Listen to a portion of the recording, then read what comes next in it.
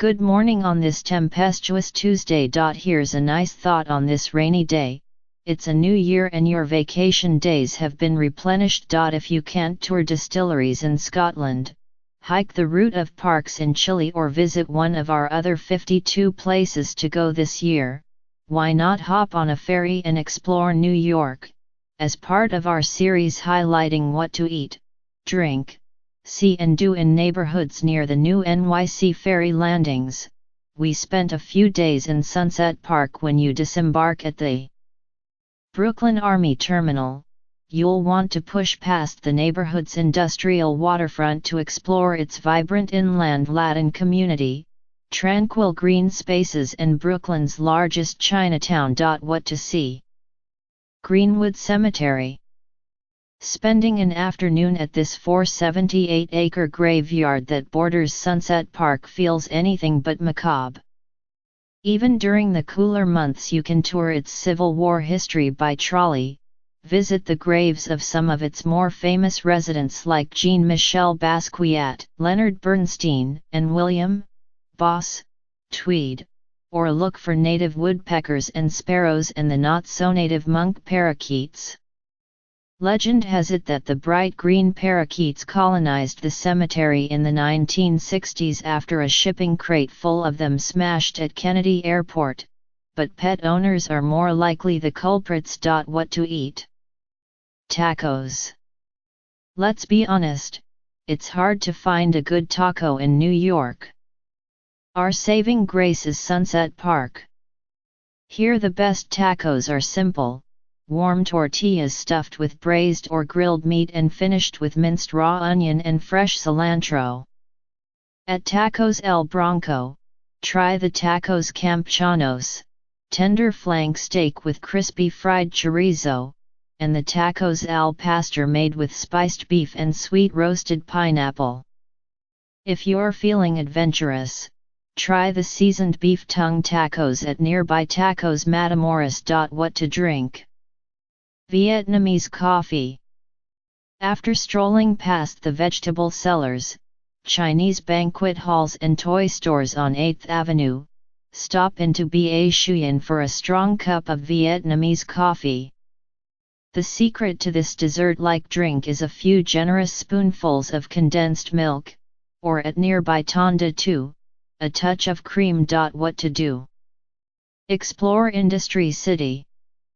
The converted warehouses of this 30-acre industrial park now house outlets, studio spaces, outdoor play areas and a large food hall. During the winter, it's home to Brooklyn Flea and Smorgasburg, the popular food vendor market.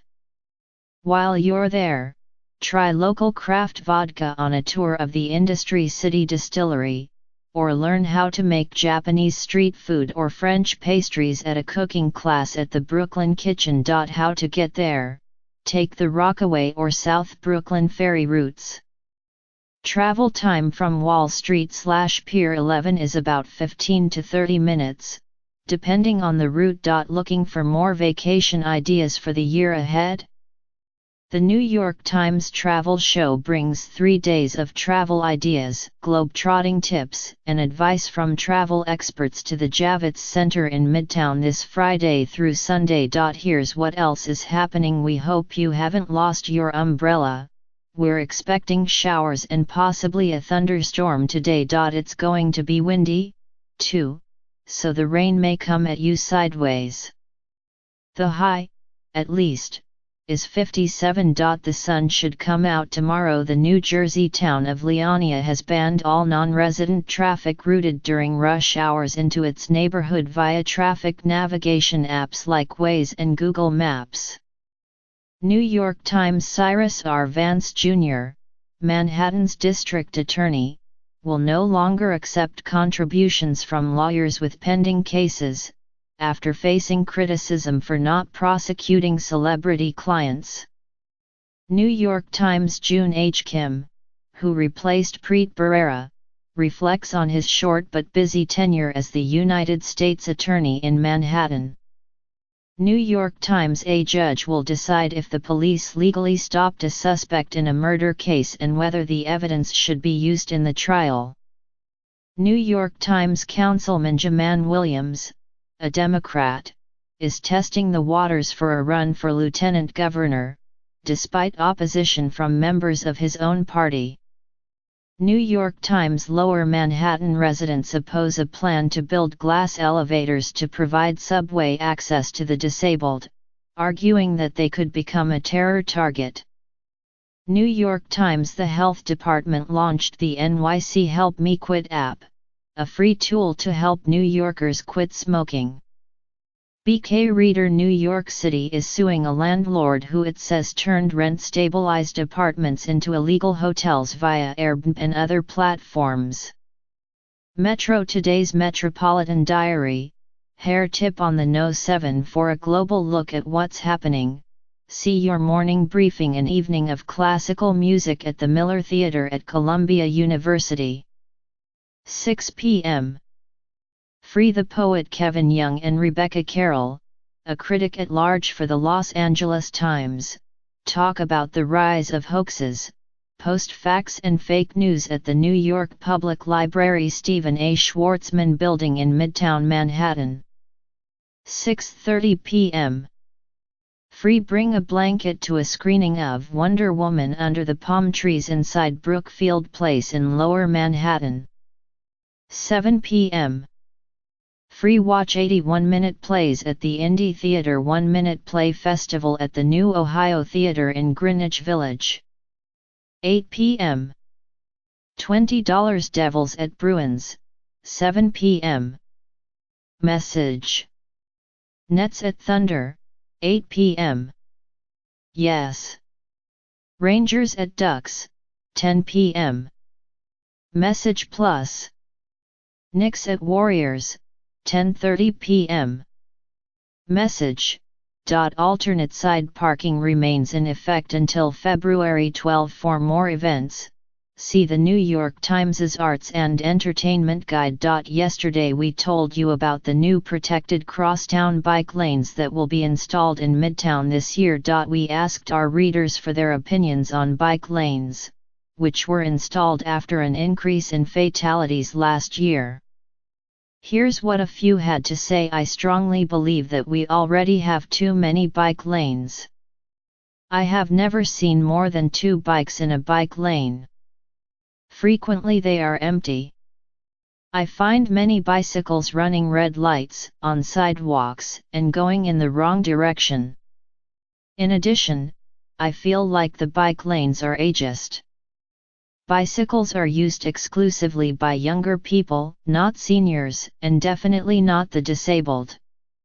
Helene Polonsky, 65, Murray Hill. People tend to complain about cyclist behavior, but it's important to point out that nearly all of the cyclists who were killed in 2017 were obeying the law when they died.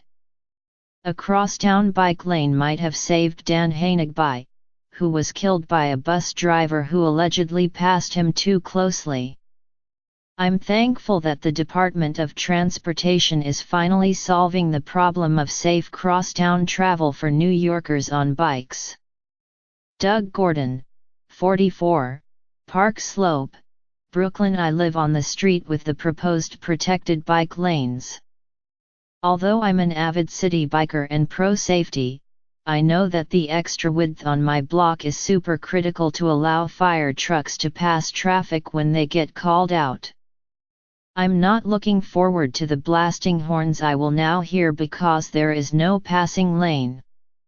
Allison Robin, 35, Murray Hill. If people are really complaining about the loss of a few parking spaces, one might ask why that is an efficient use of public space. About 25% of Manhattan households own cars. Why does the city provide public space, free of charge, for storage of private property that is, for most people, a discretionary expenditure? Jeremy M. Posner, 42, Upper East Side, New York. Today is a morning roundup that is published weekdays at 6 a.m. If you don't get it in your inbox already, you can sign up to receive it by email here. For updates throughout the day, like us on Facebook. What would you like to see here to start your day? Post a comment, email us at newyorktoday@newyorktimes.com, or reach us via Twitter using number NYToday. Follow the New York Today columnists Alexandra Levine and Jonathan Wolfe on Twitter. You can find the latest New York Today at newyorktoday.com.